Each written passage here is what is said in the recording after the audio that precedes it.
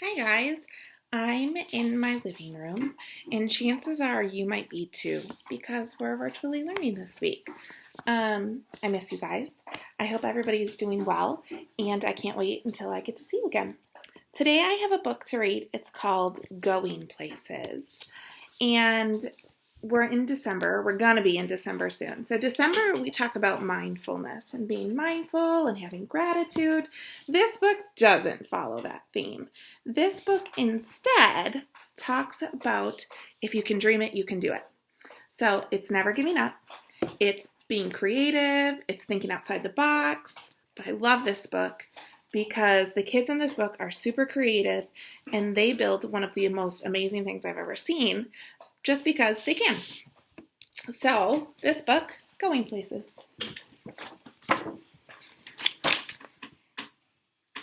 Raphael had been waiting all year long for the Going Places contest, a chance to build a go-kart, race it, and win.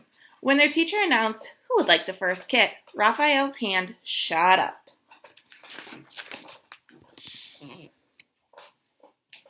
The rest of the class watched enviously as Raphael walked up to his seat with a kit. Miss Chanda assured them, "Don't worry, you'll all be getting one." And they're all exactly alike. The kit came with a set of precise instructions that made Raphael feel happy.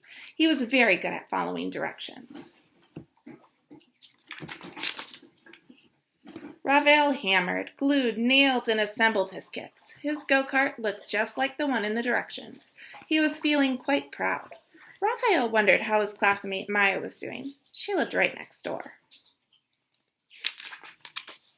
He peered over the fence. "Hey, Maya, you haven't even started?" Maya didn't respond. She was so intent on watching the bird in front of her and quickly sketching it that she didn't even notice Raphael. Then she just put down her pencil and stared at the bird dreamily. Raphael shrugged and let her be. The next morning, Raphael checked back in to see how Maya was doing. "Wow, what is that?" he asked. Maya grinned. "You like it?" Raphael responded slowly. "Yeah, extremely cool. But, Maya, there's just one little problem. That's not a go-kart." Maya smiled. "Who said it had to be a go-kart?" Raphael was confused. The set of instructions inside the box were for a go-kart, but then again, they didn't say it had to be a go-kart. He looked again at Maya's contraption. After a moment, he grinned. "I get it. Hey, Maya, I really want to win this race. The instructions never said we couldn't team up either." And so they did, working late into the evening. The next day, everyone gathered for the big race. Each go-kart was a perfect replica of the other.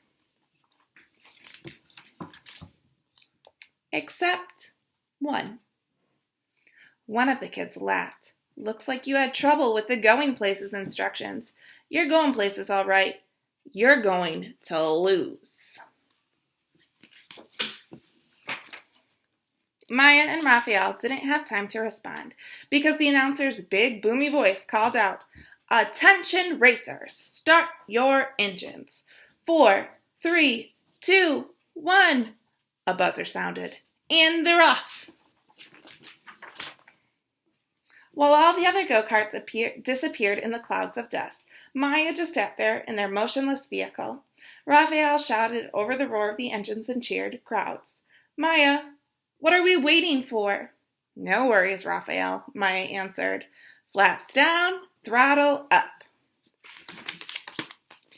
And now they took off into the air.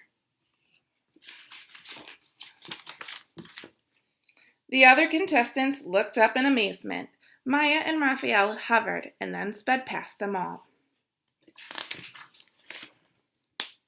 Before long, Maya and Raphael coasted across the finish line to the cheers of the waiting crowd.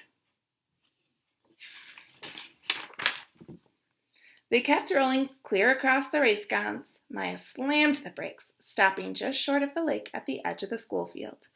Raphael noticed a startled frog leap from a lily pad and dive into the water. He raised his eyebrow and looked at Maya. She smiled. Raphael, are you thinking what I'm thinking? Raphael just nodded.